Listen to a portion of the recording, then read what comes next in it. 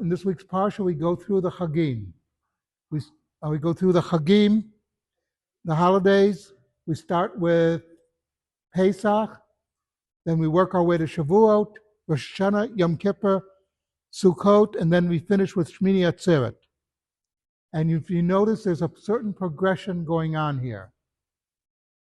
Pesach, or Passover, is when we got our freedom from Egypt, that God took us out of Egypt. But the idea was we weren't supposed to be free just to be free.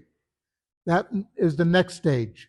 Shavuot, or when we go to Har Sinai, Mount Sinai, to get the Torah, to get the laws of which we're supposed to live by.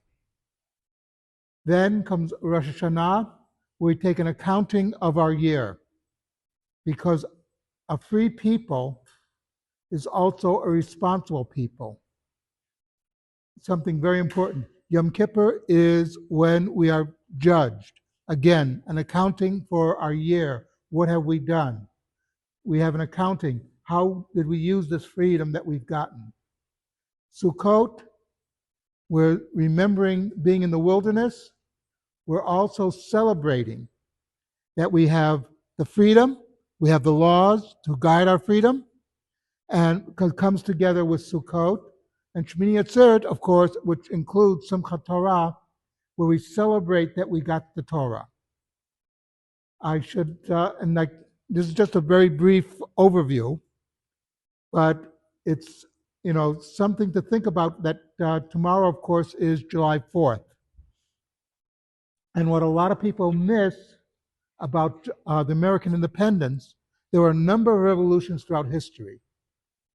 Almost on the heels of the American Revolution came the French Revolution.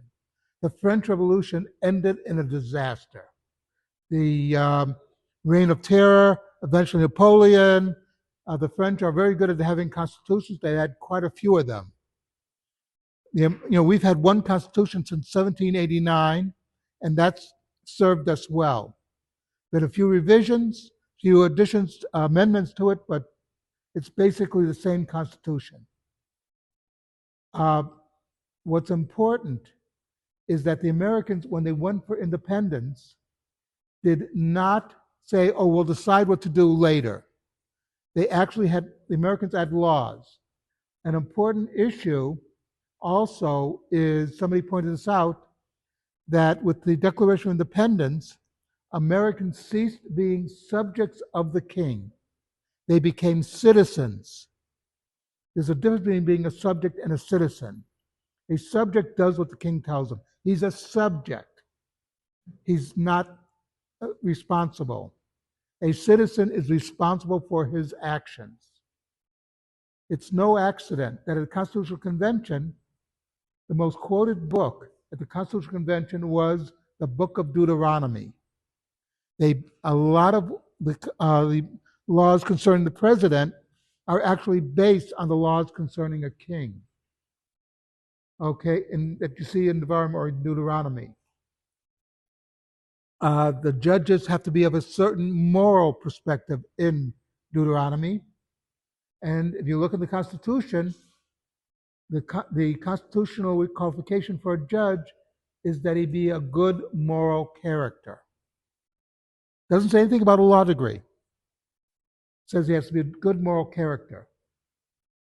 The point is that the American founding fathers used the Torah as a major source of which to base the United States.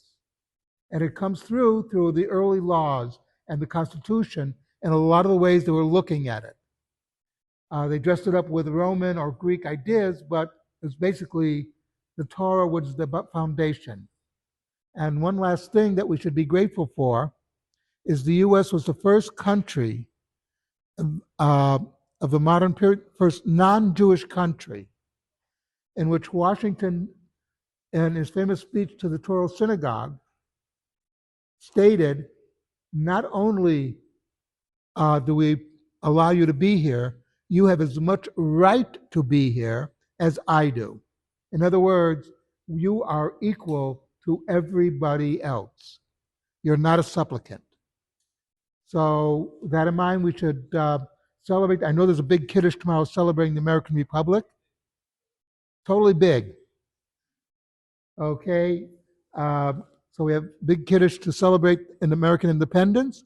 We should be grateful that throughout the history of the United States, Jews have been treated with a lot of respect throughout American history. Something unique in the world, something to think about.